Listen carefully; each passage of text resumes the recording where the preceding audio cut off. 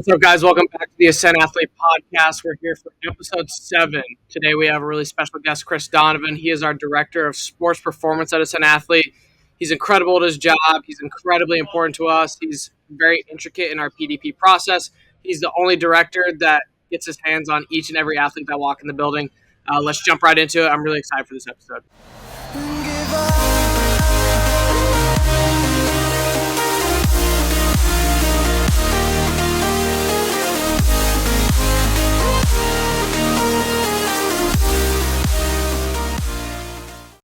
Chris Donovan, how are we doing today, man? What's up, man? So let's talk a little bit about your background. How did you get into being a sports performance coach? I guess it really started in high school. I played baseball throughout high school. I went to Downingtown East, about 40 minutes away from here. Never really had training protocols as far as I was never coming to a place similar to this. Every once in a while, I would go to a powertrain sports or one of those kind of commercial sports performance places like the chain gyms where I was getting similar exercises, kind of learning the ropes as far as lifting. And then just kind of took an interest to it throughout high school. Um, Spent a lot of nights going to the gym late at night, spending a lot of hours there, and just kind of decided that's what I wanted to do. And then ended up just going to school for exercise science and kind of going from there. Right on. So let's get into a little bit more of specifically how your story kind of relates to what we do here at Ascent. How did you even get started at Ascent Athlete? So I was at a previous gym in Exton doing similar things with different sports, training a lot of lacrosse players, training a lot of field hockey girls, not necessarily baseball. I always thought in the back of my head I wanted to kind of get into the baseball world. Um, One thing led to another. I ended up leaving that job, and then I reached out to Robert Bina, who was in my position previously. Um, Timing was just right, and I ended up getting a job as the assistant director, and that was about two years and some change. So he decided he wanted to kind of go on a different path and have a better lifestyle as far as what his working hours were. He ended up leaving, and then I took his position or ended up getting the position. Right on, man. So I think that's a really good segue into what we do specifically here at Ascent with PDP, the player development program, player development in general. Why do you believe in player development, and why do you think strength training is such an integral part of it? I think the biggest thing here is how we can all correlate as far as what we're doing as for the athlete and their specific goals. We'll see a lot of guys that have gone to different sports performance gyms and they've been lifting, but they're not necessarily telling the guys their goals on the baseball side, what they want to do in the box, what they want to do on the mound, and how that can relate to what their goals are in the gym. So I think having that three-headed dragon of let's find one common goal and be able to attack it from three different sides and three different departments is probably the bread and butter here. Um, I think for a kid that's some of our guys that are younger in high school, they don't have a lot of experience as far as the lifting side. It's more of a let's get you moving, let's get you doing some of these foundational movements and getting very proficient at them. So then when you have to do them in the box, when you have to do them on the mound, you're not really thinking about it. It's almost second nature for you. So you kind of touched on a little bit there, just with some different movement efficiencies and deficiencies that you see. What are the most common efficiencies and most common deficiencies that you see with kids that come in here? Um, I would say anything shoulder mobility, definitely internal rotation. I usually look for about 70 degrees in internal rotation of your throwing shoulder. That's one where the more you throw, it'll start to dissipate. So it's one I see a lot, but it's also not one that necessarily is a red flag or immediate injury risk. I think in long term, if it continues to be as tight as some of the guys are, it can turn into an injury risk. But internal rotation, mobility in your shoulder, and then for the younger guys, I'd say just teaching them how to hinge, teaching them how to squat, get a little bit more stability and strength in single leg exercises. Um, And then the last one would be like rotational things. I think a lot of these like sports performance gyms where they're not necessarily focused on a specific sport or let's say like a or a goal in that sport. It might just be I want to put on 20 pounds, I want to get stronger, I want to deadlift 400, whatever that may be. It's all in those same planes where you're not necessarily doing anything in like that transverse plane.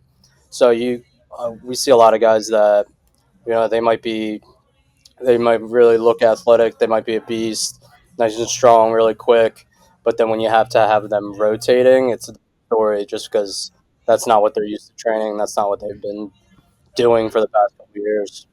Absolutely. Talk a little bit about the intercommunication between departments here. You mentioned the three-headed dragon prior as well.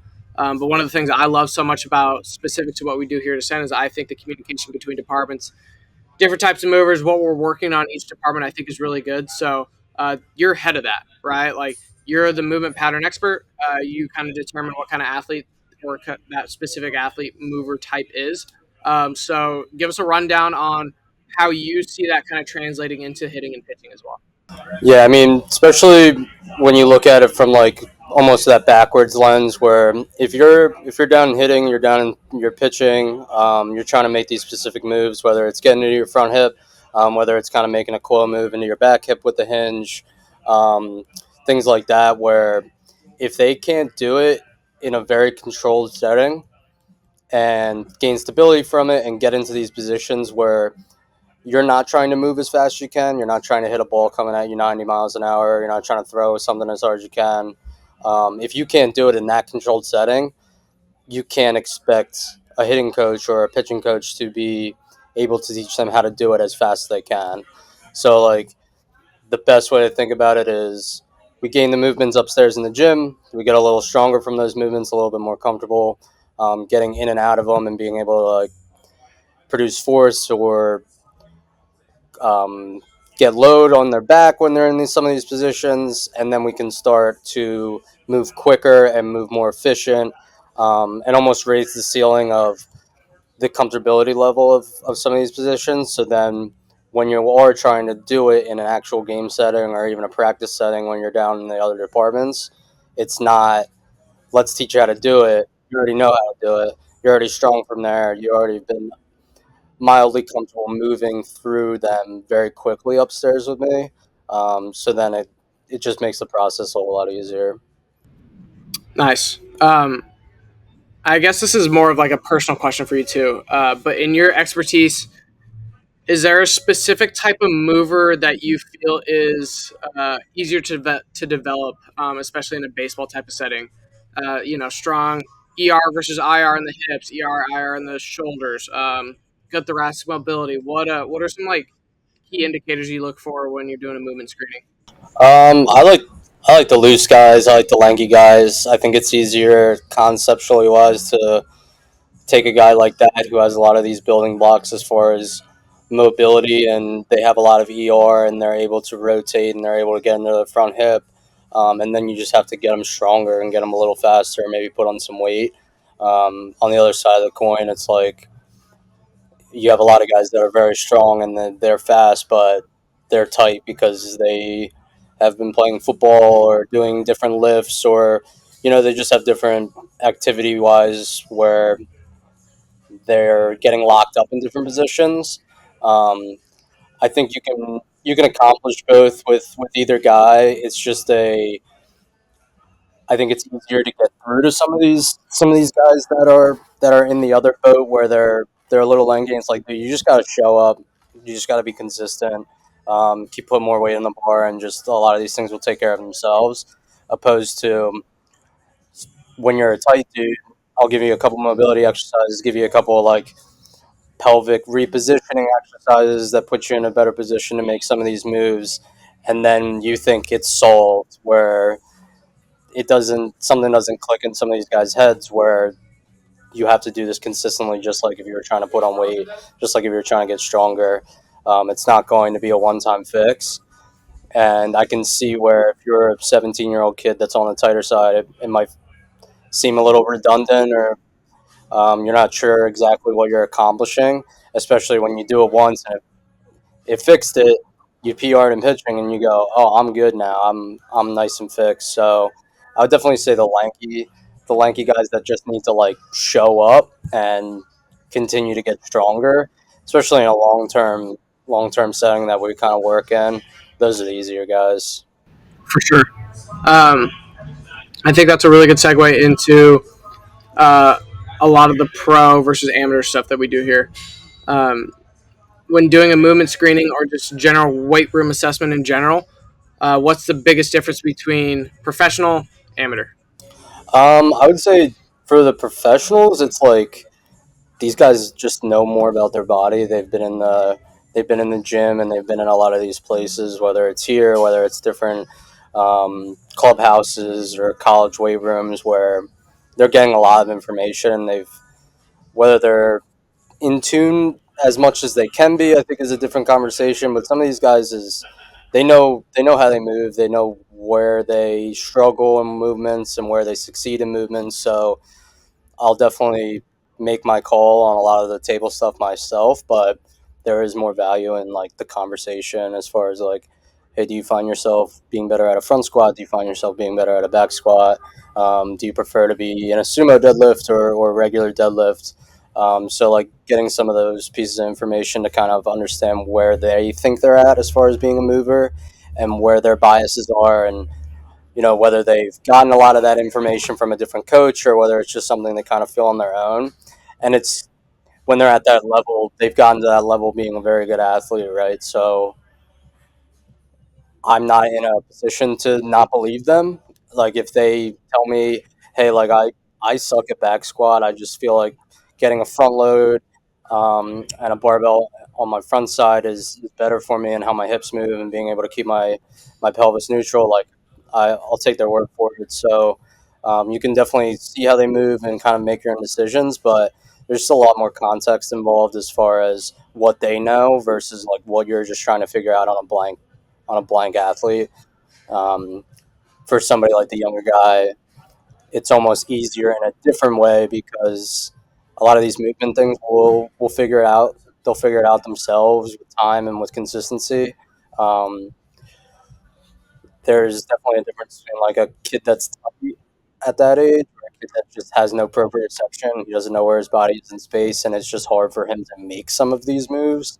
And the more they're able to come in and make some of these moves second nature, it kind of takes care of themselves, and then you almost have that blank slate, right? So you're not like working backwards where a pro guy we really have to attack some of these hip mobility things because you've been doing this for so long that now you're kind of blocked up in external rotation or internal rotation or whatever that may be. Where a kid, if you've never lived it before, it's like, hey, we got a blank slate. Let's just make sure we do everything, we do all the right things, and we're getting full range of motion, and then you can kind of go from there. So I think that's another really good question for you. Is in your experience, is proprioception something that kids have right off the bat, or is it something that they can kind of develop, or is it a blend of both? I would say it's definitely a blend of both. Like I think it's different with some of the ages of kids we've gotten now, and definitely just like the generation of kids we've gotten. I think the proprioception is definitely a bit lower, um, but I think it's something you can learn, and it's not something that I necessarily would program individually. Where it's like, hey, the goal here is to boost proprioception. It's more just get that holistic value of like if you do everything it will go up, and it's also just a part of maturing. A lot of these kids are hitting growth spurts where they wake up and 6 months later they're 6 inches taller than they were, and they're just adjusting to their new bodies and adjusting to everything changing. But you get both sides where you have a 13-year-old kid come in and he moves great and he knows exactly where his body is in space. So everyone's different. But I definitely think it's something that you can progress, but I wouldn't necessarily make focus of. Is proprioception something that is pretty obvious to you what the kid's life is like at home, like if he's outside playing a lot or if he's on a tablet playing video games a lot? Is that something that's evident to you fairly early on, or does that take a little bit of time to kind of assess? Um, I mean, again, I think it just depends on the kid, but I've seen both sides of it where you have kids in an eval and like my sports performance eval is only 20 to 30 minutes, so I have a limited time of getting to really see them move in different settings. Like any, I think if you're semi athletic and you're a 14-year-old kid and I show you an overhead squat or a split squat, if you have decent proprioception, you should be able to figure that out. But then once you progress it a little bit more, you might find a different story. So um, I think you can make a general call as far as like if you wanted to put guys into a bucket right off the bat, like, hey, this kid needs to really start from square one. This kid's a little bit more progressed, and he can try to use his body and have a little bit more awareness of where he's at. But I would say like it's always never really ends like the eval. So like you can eval a kid, and 2 months later you're watching a guy, and you're like, oh man, this is it's getting a lot better. Like he's starting to be really aware of where he's at, where he's doing like a box squat or sorry, a box step up, or maybe like some type of jump or a box jump. Or you just see like a little bit more of like that natural athleticism kind of peak out. So then you just make the necessary change, and then vice versa. You can see a kid that you think is moving really well and knows exactly what he's doing, and then you have him in one day, and you're like, maybe I overshot that a little bit, and then you kind of just dial it back. So the eval definitely gives you a lot of information about that, but it's not something where you have to come up with that 100% conclusion on day one. I love that you said that like the eval never really ends, right? Um, we're constantly progressing and constantly like learning new things about the athletes in here. You're a really great example of that, just because you get to see their basic daily movement patterns. On a more in-depth level outside of a baseball scope. You just get to kind of see how they move as human beings in general. Where sometimes us as coaches, like hitting or pitching coaches or throwing coaches, we see them in a very specific lens of how they're moving through that specific movement pattern on how we necessarily want it to look. Or like I and like the other directors rely heavily on you for your input on how they move just in general, like what kind of movements they can execute, what kind they can, and what kind of positions we can kind of put them in where they could potentially succeed. Um, and I think that's that whole wrap up in general of like how the eval never really ends. How good of an indicator would you say the weight room is to just like baseball specific abilities? So I think potential. I would say it's like grading potential and kind of evaluating that. Because we've definitely had a couple of kids where I come down after doing the sports performance portion. And I go, this kid's a monster. He's got a 25-inch vertical. He's got a 9 foot barrel jump, but he can't hit the ball or super pushy or whatever you may see on as far as the mechanic side or um, bat to ball skills.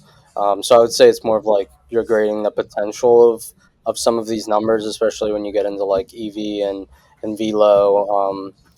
But as older as you get, you can kind of start to make some of these calls. I think the younger guys, it's like I'm really just looking at like your intensity levels, how well you're listening to instructions, and being able to take different kind of cues and what kind of coaching style you kind of adhere to or respond to, and then it's like a potential thing as far as like their power levels or their speed or their strength, and then it's how do you guys use that and how do you apply it. One of the biggest things is the force plates, but even the force plates, like I get a lot of information, a lot of really good information as far as strength and power and how fast they can react off the ground, but not a lot of it is in that transverse plane.